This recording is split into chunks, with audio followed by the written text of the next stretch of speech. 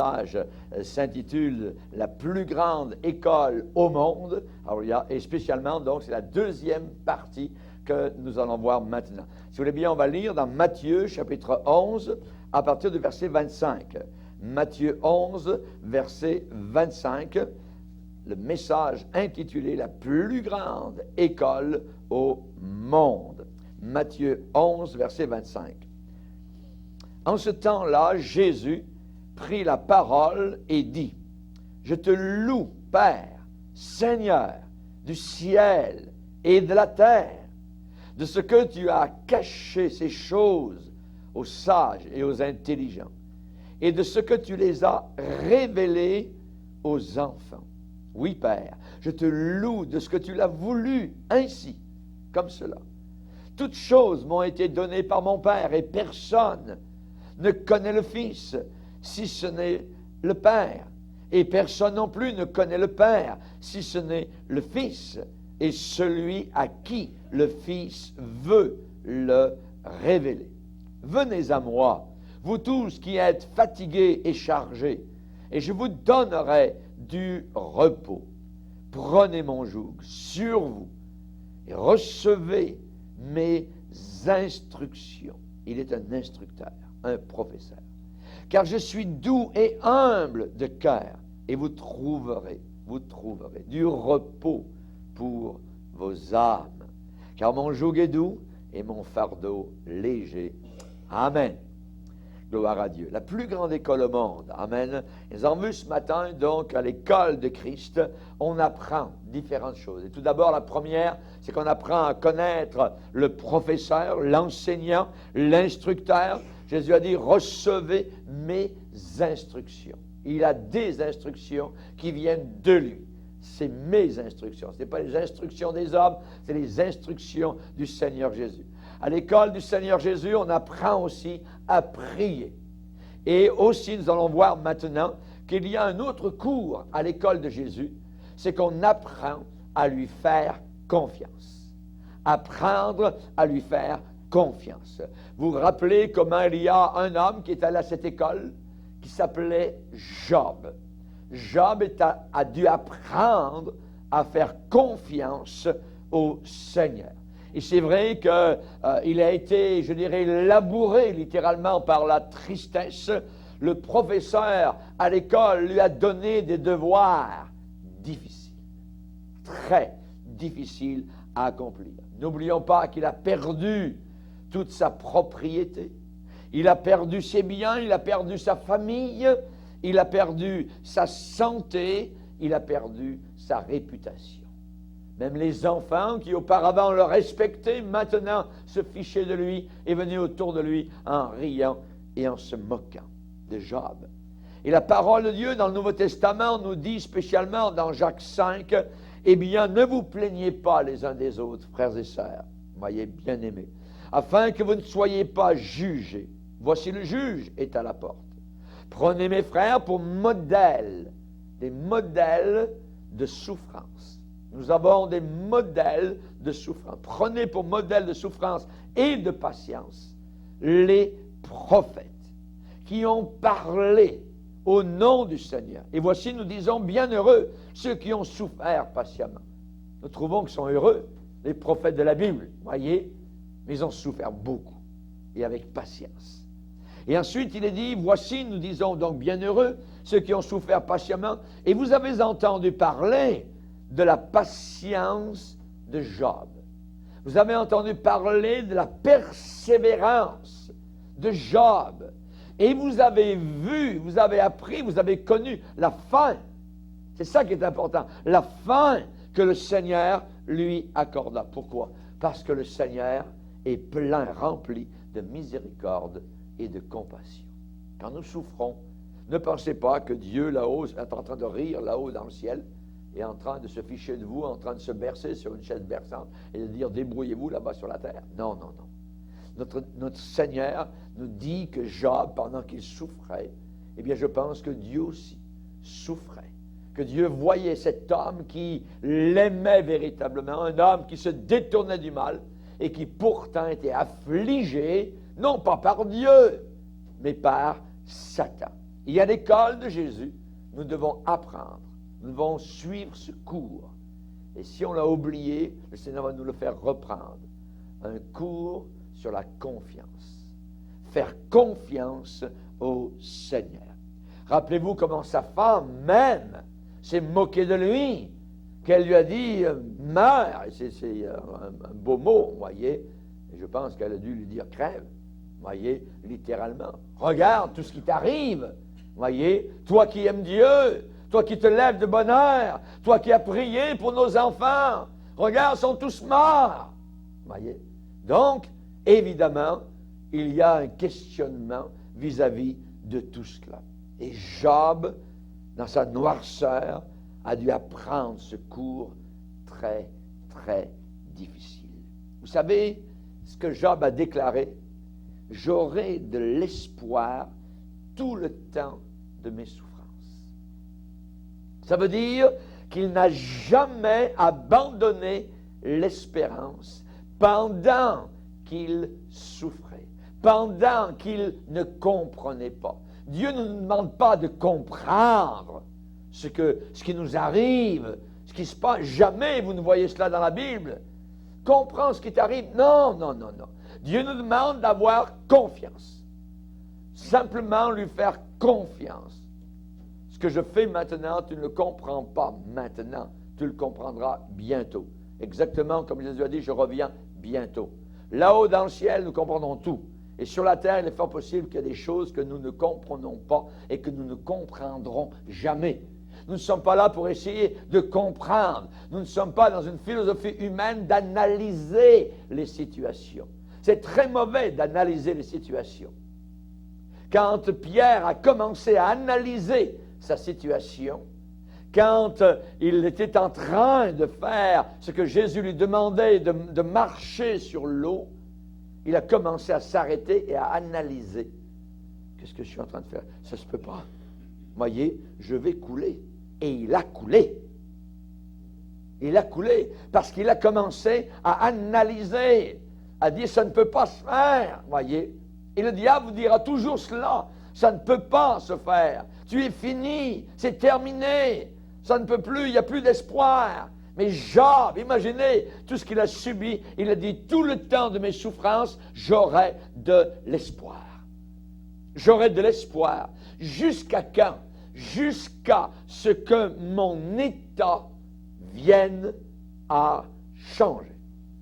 Il croyait, au travers de son épreuve, que son état misérable allait changer. Il avait confiance au changement que Dieu est capable d'opérer dans une vie qui lui fait confiance. Confiance. Confiance. Il s'est élevé à une grande foi, puisque le Nouveau Testament, le Saint-Esprit le porte en honneur, et qu'il y a tout un livre de l'Ancien Testament de plus de 40 chapitres qui lui est consacré. Donc c'est un homme merveilleux. Il a dit au travers de son épreuve, je sais. Il n'a pas dit je comprends, je sais que mon Rédempteur est vivant. Il est vivant, il me voit. Je suis dans le collimateur, je suis pressé, je passe dans le tamis, je suis tamisé, je suis criblé par Satan, mais je sais que mon Rédempteur est vivant, et quand il se lèvera le dernier sur la terre, je le verrai, non pas les yeux d'un autre, et il me sera favorable. Quelle foi! Vous avez entendu parler de la persévérance de Job. La persévérance de Job. Et vous avez vu la fin que le Seigneur lui accorda. Et aujourd'hui, c'est là le problème de plusieurs chrétiens, c'est qu'ils ne persévèrent pas. Quand c'est tough, quand c'est dur, quand c'est froid, c'est glacial, quand le diable ment, met dans le doute, ainsi de suite, quand ça va mal, quand vous avez des problèmes de santé, des problèmes financiers, vous avez des problèmes à la famille, tout ça, le diable dit quitte, abandonne, lâche, passe par-dessus bas. Vous voyez? Et vous restez quand même sur le bateau. Hallelujah. Ça, c'est beau. La persévérance. Jésus va dire à certains de ses disciples, vous êtes de ceux qui ont persévéré avec moi dans mes épreuves. Alléluia. Gloire au Seigneur. on apprend à l'école de Christ à lui faire confiance. Et on voit que dans Job 42, à la toute fin, Dieu l'a béni, l'a vraiment béni, même matériellement, physiquement, mentalement, spirituellement. C'est-à-dire que le Seigneur lui accorda le double de tout ce qu'il avait. Et il a eu encore des enfants à la fin de sa vie. Alléluia. Il eut des filles, c'était les plus belles filles de toute la région. Alléluia. Que Dieu soit glorifié. Merci Seigneur. Faisons confiance au Seigneur. La foi a été capable de faire beaucoup de choses dans ce monde. La foi, pas l'incrédulité, mais la foi. L'incrédulité n'a rien de bon à son crédit. Rien de bon, voyez. Et c'est vrai que c'est la foi qui était capable de construire des églises, capable d'aller prêcher la parole de Dieu aux Indes, en Afrique. C'est la foi qui a envoyé des hommes sur les continents pour aller répandre la parole du Seigneur. C'est la foi qui a envoyé Paul au travers de l'Europe, au travers de l'Asie mineure, jusqu'en Espagne. En France, on pense qu'il a passé dans quelques coins du sud de la France. C'est cette foi qu'il avait, la persévérance. Il avait confiance dans le Seigneur. Quand il a fait naufrage un jour, il lève le bras en dehors de l'eau, les hommes sont partout autour de lui, là dans la nuit, quelque part dans l'océan, et il leur dit, « Hey, les gars, j'ai confiance que ce qui m'a été dit arrivera. J'ai confiance, j'ai foi. Un ange du Seigneur m'a dit que nous ne mourrions pas, que nous serions tous sauvés. » Un ange de Dieu que je sers. Alléluia. L'ange du Seigneur que Paul servait était Jésus-Christ. Alléluia. Le messager du Seigneur. Merci Seigneur. Chers amis, devant les tragédies de la vie, la mort, parfois d'un bien-aimé, d'une bien-aimée, un enfant qui meurt avant les parents. Normal, les parents meurent avant les enfants. Mais quand les enfants meurent avant, il y a un problème. Ce sont des tragédies. Devant les tragédies de la vie, une perte d'emploi, peut-être un accident, peut-être de grandes récessions, peut-être une maladie, un cancer qui vous frappe, eh bien, on se pose des questions. Et la Bible, cependant, nous dit, et c'est la Bible, c'est pas Pasteur Bourgier, nous savons du reste que toute chose concourt au bien de ceux qui aiment Dieu, de ceux qui sont appelés selon son dessein. La condition est d'aimer le Seigneur, d'avoir été appelé. Et si j'ai ces conditions dans ma vie, alors la Bible dit que tout ce qui m'arrive, c'est peut-être pas tout ce que j'aurais aimé, mais tout ce qui m'arrive, alors je ne m'en fais pas. Eh bien, ça court ensemble pour mon bien. Pour ton bien. Alléluia. David a déclaré, « Oh, si je n'étais pas certain de voir la bonté de l'Éternel sur la terre des vivants. » Dans Isaïe, il est dit qu'il donne de la force et du courage à ceux qui lui font confiance. Isaïe 40. Daniel, le prophète à Babylone, s'est retrouvé spécialement à ne pas vouloir plier devant la statue de Nebuchadnezzar. Finalement, eh bien, il a entendu le roi incrédule, le roi qui l'avait mis littéralement dans la fournaise ardente. Spécialement, eh bien, ces hommes, dans Daniel 3, eh bien, ont entendu le roi Nebuchadnezzar déclarer, eh bien, béni soit le Dieu de Shadrach, de Meshach et d'Abednego, lequel a envoyé son ange et a délivré ses serviteurs qui ont eu confiance en lui. Qui ont eu confiance en lui. Quand les 3 Hébreux étaient dans la fournaise ardente, ils ont été délivrés parce qu'ils ont eu confiance. Et le païen a été obligé de donner gloire au Seigneur. Quand Daniel a été dans la fosse au lion, alors il a eu confiance à Dieu. Et Dieu a fermé la gueule des lions. La confiance. Alléluia. Il y a 2 hommes. Un jour, l'un a dit, j'ai tout perdu. Il est allé se suicider. Il y en a un autre qui a dit, j'ai tout perdu. Et je fais confiance encore à Dieu. Voyez les 2 réactions totalement différentes devant le même événement. Les 2 avaient tout perdu. L'un est allé se suicider. L'autre a dit, je vais encore faire confiance à Dieu. Rappelez-vous ces premiers jours, nous dit l'Épître aux Hébreux, vous avez accepté avec joie l'enlèvement de vos biens. Les premiers chrétiens persécutés perdaient leurs biens, perdaient leur maison. Et l'auteur de l'Épître aux Hébreux va les encourager en leur disant, rappelez-vous ces premiers jours où après avoir supporté un grand combat, vous avez accepté avec joie l'enlèvement de vos biens, sachant que vous avez des biens meilleurs et qui durent toujours là-haut dans le ciel. Des biens meilleurs et qui durent toujours. Alléluia. Merci Seigneur.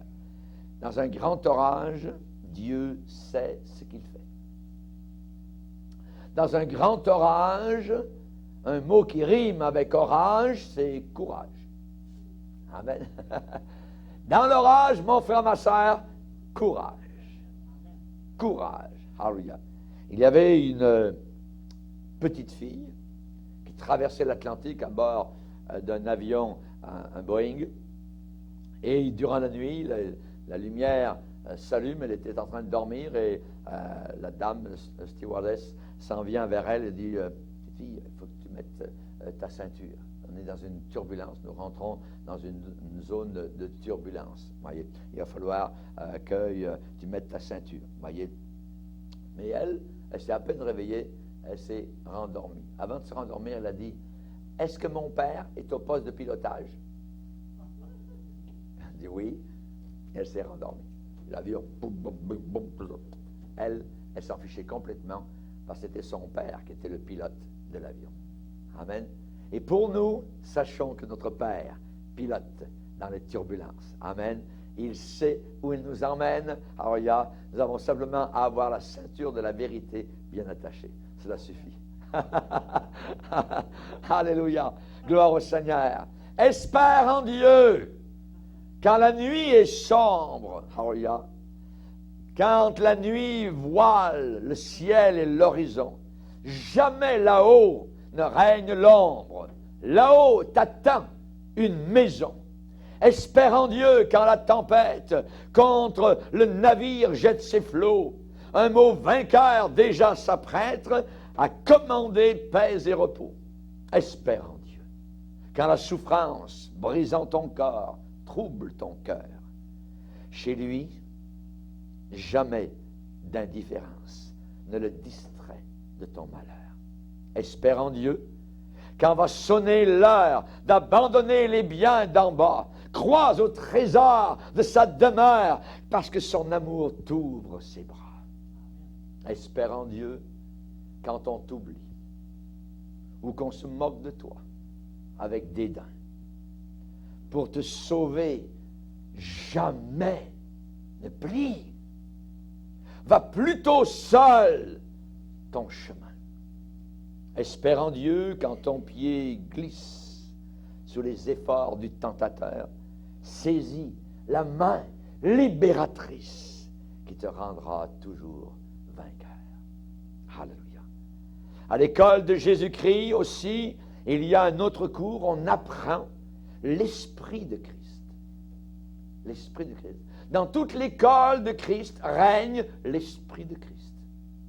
L'Esprit du monde n'est pas admis à l'école de Christ. C'est l'Esprit de Christ qui règne dans son école. Un esprit d'amour, un esprit de pardon envers les autres. Et nous devons utiliser tous les jours cet esprit-là. Amen. À l'école de Christ. Et je pense qu'évidemment, donc, on peut, vivre dans cette ambiance spirituelle qui nous vient de la part du Seigneur. Alléluia. Quand une chose commence à arriver, quand il y a eu des petits accrochages ou les affronts de la vie ou des paroles mauvaises, alors il y a très peu de gens qui sont capables de placer les autres en avant de eux. De placer les autres en avant de eux. De prendre une place, je dirais, subalterne. Hein? Quand une chose commence à arriver, des fois, certains laissent l'esprit du diable l'emporter. Alors ils quittent l'école de Christ. Parce que l'esprit du diable n'est pas l'esprit de Christ, de Jésus. On ne peut pas vivre proche de Jésus-Christ et avoir dans nos cœurs un esprit vengeur. On ne peut pas vivre proche de Jésus et avoir dans nos cœurs, je dirais, de la haine, de la méchanceté, ou de l'amertume, ou être malicieux, ou rancunier. Non, non, non, non. Si vous avez une mauvaise attitude, retournez et apprenez de moi, a dit le Seigneur. Recevez mes instructions, car je suis doux et humble de cœur. Doux et humble de cœur. Alléluia. Gloire au Seigneur. Rappelez-vous, Pierre a décrit Jésus en disant qu'il était injurié, mais il ne rendait pas d'injures. Il était maltraité, mais il ne faisait pas de menaces. Mais il s'en remettait à celui qui juge avec justice. Amen. Gloire au Seigneur. Pardonne-nous nos offenses, Seigneur, comme nous pardonnons à ceux et celles qui nous ont offensés. C'est dans la prière modèle du Notre Père. Quand vous priez, dites, pardonne-nous nos offenses. Mes offenses. J'ai peut-être offensé quelqu'un. Alors je dois pardonner aussi à ceux qui m'ont offensé. Pardonne-nous nos offenses, comme nous pardonnons. Amen. Lisez avec moi un passage dans Colossiens chapitre 3. Colossiens chapitre 3, verset 12. Ainsi donc, comme des élus de Dieu, imaginez le rang, alléluia, élus de Dieu. Colossiens 3, 12. Ainsi donc, comme des élus de Dieu, saints et bien-aimés, revêtez-vous d'entrailles de miséricorde, de bonté, d'humilité, de douceur, de patience. Supportez-vous les uns les autres. Et si l'un a sujet de se plaindre de l'autre, pardonnez-vous réciproquement. De même que Christ vous a pardonné, pardonnez-vous aussi. Ça, c'est l'esprit qui règne dans l'école de Christ. C'est l'esprit de Dieu. Un esprit de pardon, non pas un esprit vengeur, pas du tout. Non pas un esprit rancunieux, non pas un esprit boudeur, non, l'esprit de Christ. Nous devons regarder tous les gens du monde avec l'amour de Jésus. Avec l'amour de Jésus. Ils font des choses très, très méchantes, très mauvaises, mais nous devons les regarder comme Jésus les regarderait. Il est venu pour sauver le monde. Alléluia. Que Dieu soit béni. L'apôtre Paul va dire aux Corinthiens, nous avons la pensée de Christ. Philippiens va dire, ayez en vous les sentiments qui étaient en Jésus. Rentrez à l'intérieur du cœur de Jésus. Ayez les mêmes sentiments que lui avait. C'est là un but merveilleux. Avoir les sentiments de Christ.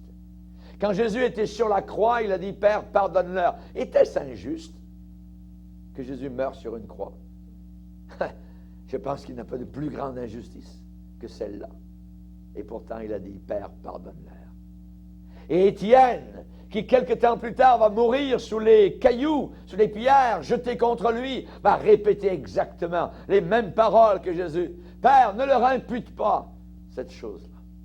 Il avait l'esprit de Christ. Il était à l'école de Christ. Il était en train de graduer, de recevoir son diplôme. Le professeur était debout, prêt à le recevoir. Et il dit, je vois le professeur. Jésus debout, à la droite de la majesté divine. Alléluia. Merci Seigneur. L'esprit de Christ. La Bible dit qu'on peut souffrir injustement ici-bas sur cette terre, certainement.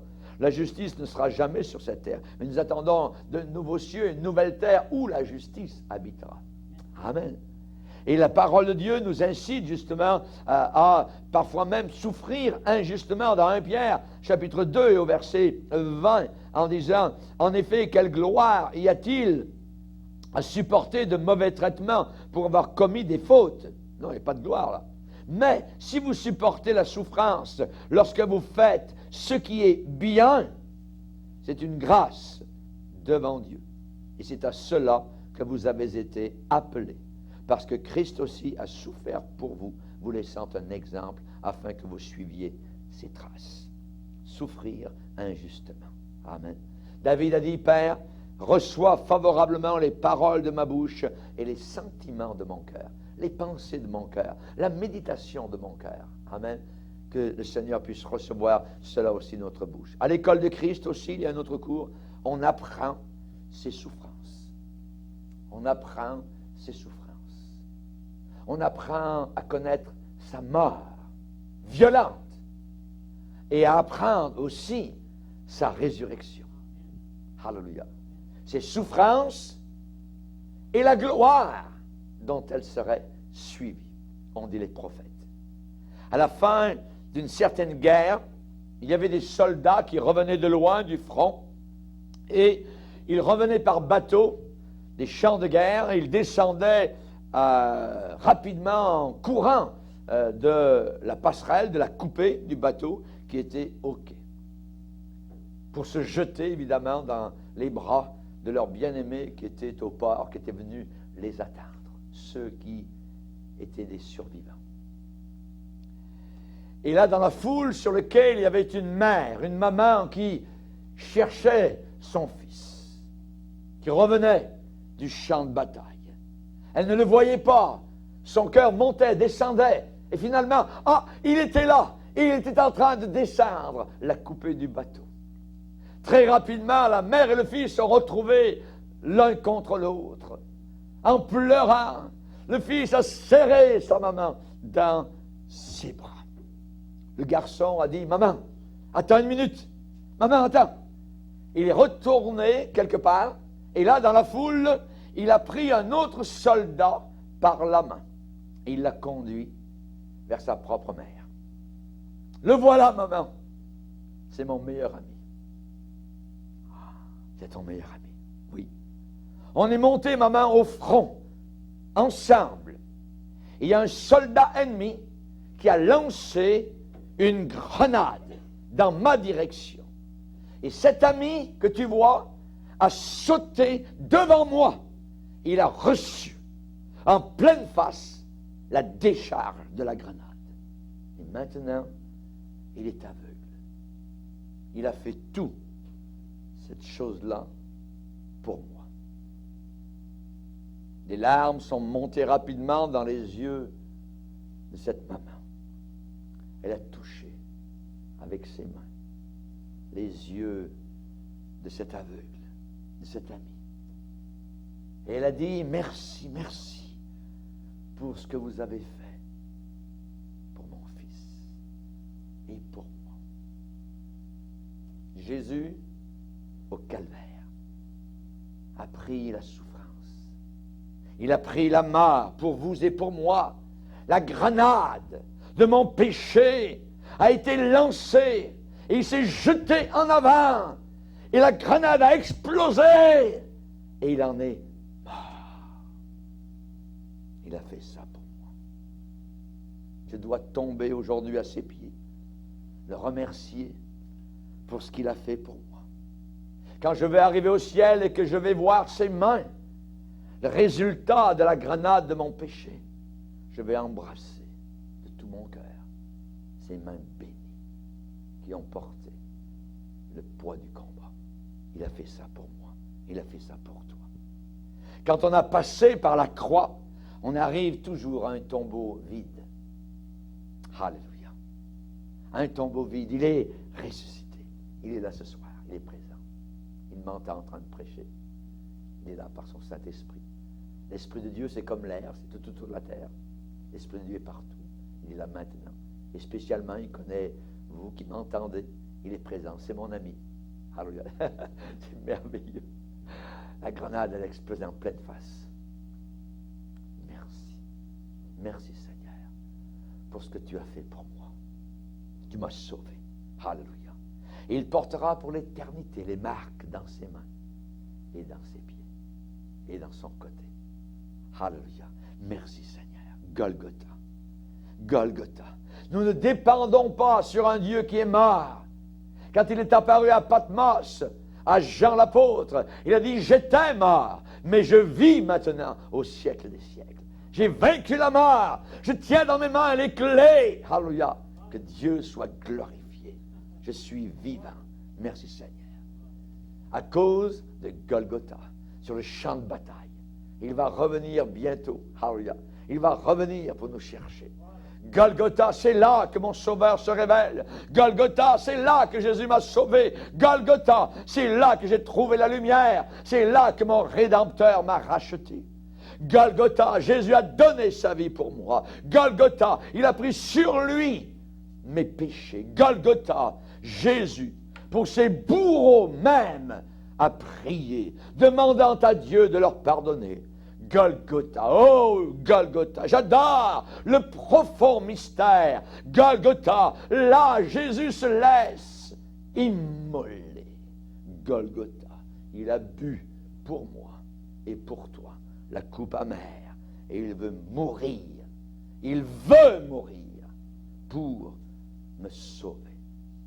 Golgotha, oh le grand amour, la passion divine. Golgotha, amour insondable de Dieu. Golgotha, le Seigneur est couronné d'épines, lui le Très-Haut de la terre et des cieux. Golgotha, le sang divin coulant de ses blessures. Golgotha, il expie mes péchés. Golgotha, là je trouve dans ses meurtrissures paix, pardon, joie, salut, sainteté, sécurité. Alléluia. Merci Seigneur. Il y a évidemment un autre cours, un dernier à l'école du Seigneur. C'est qu'à l'école de Jésus, on apprend, on nous enseigne qu'il y a une maison glorieuse qui est préparée pour les racheter. Il y en a beaucoup. Et il y en a une pour moi et il y en a une pour toi. Un prédicateur visitait une chrétienne de 88 ans. Et le pasteur dit à la vieille dame, « Je vous souhaite encore beaucoup d'années à vivre. » Et la vieille dame a dit, « Ne me souhaitez pas cela. Ne me souhaitez pas cela. Je veux m'en aller. Je veux être avec Jésus. Regardez cette vieille maison. Ici, le toit coule. Ici, l'entrée est en train de... les escaliers sont en train de se défaire, de s'écrouler. Je veux dire au revoir à mon petit Jacques et m'en aller chez moi dans cette maison qui n'a pas été faite avec des mains humaines. Alléluia, gloire au Seigneur. Abraham attendait la ville dont Dieu est l'architecte et le constructeur. J'ai rencontré un homme, Alléluia, qui a dit exactement la même chose. C'est un vieux frère, Alléluia, Valleyfield, il s'appelait le frère Mayou. Il avait 90 ans. Et la dernière fois que j'ai prêché à Valleyfield, dans les années, début des années 90, il m'a dit, moi j'attends une chose, je veux ma maison là-haut dans la gloire. Il y est. Alléluia, merci Seigneur. Oui, la vie à l'école de Christ est toujours de plus en plus belle chaque jour. Toujours de plus en plus belle. Et un jour, il y aura la graduation, il y aura le diplôme que nous recevrons quand nous arriverons là-haut dans le ciel. Paul a dit, j'estime que les souffrances du temps présent n'ont aucune comparaison avec la gloire à venir. Nous ne perdons pas courage. Et si notre homme extérieur se détruit, notre homme intérieur se renouvelle de jour en jour. Nous ne regardons pas aux choses visibles, nous regardons aux choses invisibles, parce que les choses visibles sont passagères et les invisibles sont éternelles. Alléluia, alléluia, gloire au Seigneur. Merci Seigneur. Quand je voyage parfois pour aller apporter la parole de Dieu dans le monde, quand je suis en tournée, parfois je suis chez quelqu'un et on me dit, pasteur, restez, vous partirez demain matin, vous voyez, vous serez plus en forme, tout ça, vous êtes trop fatigué, reposez-vous. Souvent, j'ai dit, non, merci, il faut que je parte ce soir pour retourner parce qu'à la fin de mon voyage, il y a ma chère épouse André qui m'attend à la maison. Alléluia. Alléluia.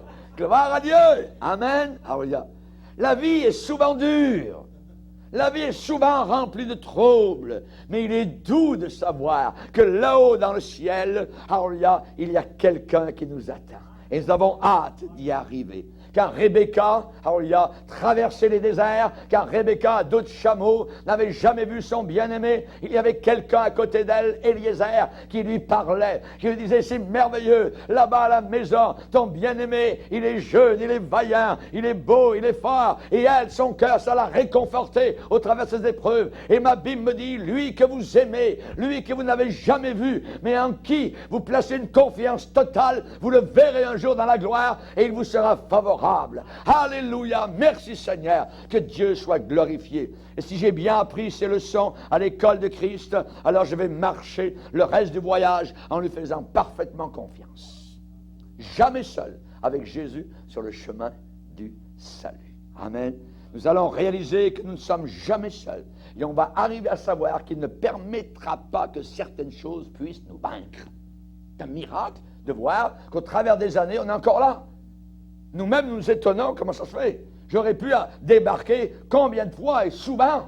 Et non, on est encore attelé à la tâche. On a encore le joug du Seigneur. Pourquoi? Parce que son joug est doux, léger. Alléluia, gloire au Seigneur.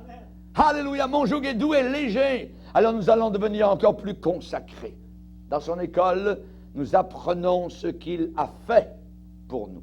Dans son école, nous apprenons ce qu'il est en train de faire pour nous.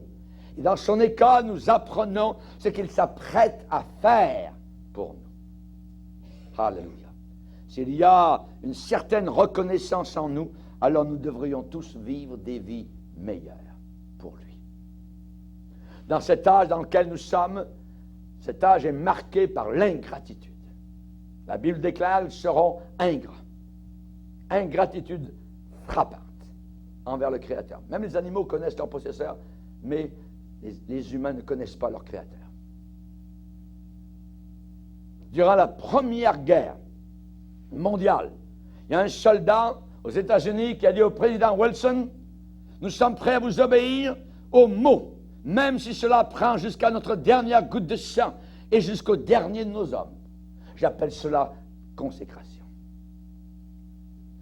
Quand le Texas est arrivé à son heure la plus belle et la plus dangereuse, le colonel Travis a déclaré « Nous ne nous rendrons jamais. Nous ne battrons jamais en retraite. » J'appelle cela pleine consécration.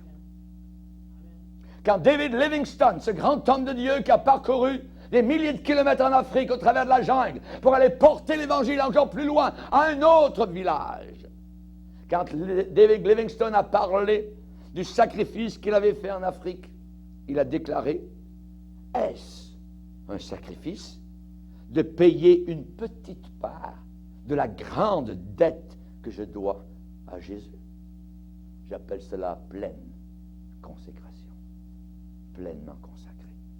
J'aimerais vous donner l'exemple d'un missionnaire. C'est un missionnaire qui a raconté ça, qui travaillait aux Indes au siècle passé. Il a vu un jour, dans le village où il était, aux Indes, une femme, un matin, qui est allée pour adorer à son temple païen. Elle avait d'un côté un de ses enfants et de l'autre côté un autre de ses enfants. 2 enfants, un de chaque côté. Il y en avait un de ses enfants qui était aveugle et boiteux. Et un autre qui était en très bonne santé, qui était beau, fort, bien formé. « Où allez-vous, madame ?» demande le missionnaire. « Je vais à mon temple pour faire un sacrifice à mes dieux. » L'après-midi, le même missionnaire l'a vu revenir du temple. L'enfant estropié et perclus et aveugle était avec elle. Mais l'enfant beau et fort n'était pas là. « Où est ton autre enfant ?» a demandé le missionnaire. « Je l'ai sacrifié à mes dieux aujourd'hui. » Madame, si tu allais faire un sacrifice humain, pourquoi n'as-tu pas sacrifié ton enfant aveugle et boiteux? Oh non, monsieur!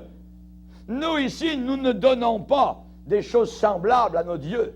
Nous donnons toujours notre meilleur à nos dieux. C'est peut-être un peu trop pour nos chrétiens aujourd'hui du 21e siècle, qui sommes endormis, qui ne sommes qu'à moitié consacrés, qui ne donnons pas le meilleur. Quelle réplique, quelle rebuffade. Monsieur, non, nous donnons notre meilleur à nos dieux. Quelle réprimande. Je me demande ce que nous donnons de nous-mêmes à Jésus-Christ. David a dit, je ne donnerai pas à l'Éternel quelque chose qui ne me coûte rien. Rendez à César ce qui est à César et à Dieu ce qui appartient à Dieu. Le meilleur de ce que nous pouvons donner n'est pas grand-chose comparé à celui qui a tout donné pour nous. Entrons aujourd'hui à l'école de Christ. Le professeur, le directeur s'appelle Jésus. Et les cours sont donnés. Cours sur la prière, cours sur la confiance, cours sur l'Esprit de Christ, cours sur ses souffrances, sa mort et sa résurrection, et un cours sur notre maison qui est là-haut dans le ciel. Enseigne-moi, Seigneur. Enseigne-moi, Seigneur. J'ai peur qu'un jour, quand j'arriverai devant le Seigneur, je ne sois comme un voleur, à côté de certains hommes et femmes qui ont donné, qui ont tant donné, qui ont tout donné pour le Seigneur Jésus. Seigneur, aie pitié de nous. Baissons nos têtes et prions. Alléluia. Alléluia. Mon Dieu, nous sommes devant toi ce soir, et combien nous désirons, Seigneur, encore revoir nos valeurs chrétiennes, que nous puissions encore, Seigneur, nous consacrer totalement et pleinement. Nous voulons entrer à ton école, Seigneur, et en sortir lorsque nous serons diplômés là-haut dans la gloire. Nous ne voulons pas recevoir des hommes nos récompenses, nous ne voulons pas recevoir des hommes nos diplômes, mais nous voulons recevoir de ta bouche la louange qui reviendra à chacun. Seigneur, la dernière page de notre Bible nous déclare ta parole en disant, voici, je viens bientôt et ma rétribution est avec moi pour rendre à chacun selon ce qu'est son œuvre. Seigneur, nous te demandons que nous puissions te donner quelque chose qui nous coûte, quelque chose qui a de la valeur, quelque chose qui n'est pas du superflu. Lorsque dans le livre de Malachie, Seigneur, tu as parlé à ton peuple à la fin d'une époque, à la fin, Seigneur, où c'était l'obscurité, l'apostasie, tu leur as dit, un fils honore son père et un serviteur honore son maître. Où est l'honneur qui m'est dû? Seigneur, nous te demandons que nous soyons des bons fils, des bonnes filles, que nous puissions être de bons serviteurs, que nous puissions te servir. Si une païenne est capable d'offrir le meilleur de ses enfants en santé à ses dieux, Seigneur, que t'avons-nous offert véritablement? Aide-nous à comprendre l'esprit du sacrifice que nous apprendrons à ton école. Aide-nous à ne pas toujours questionner, Seigneur, mais à simplement avoir foi et avoir confiance. Aide-nous à prendre exemple sur Job, sur ces prophètes, Seigneur, qui ont persévéré. Ces prophètes, Seigneur, qui aujourd'hui sont diplômés là-haut dans l'éternité. Au nom de Jésus. Amen. Et tout le peuple dit Amen.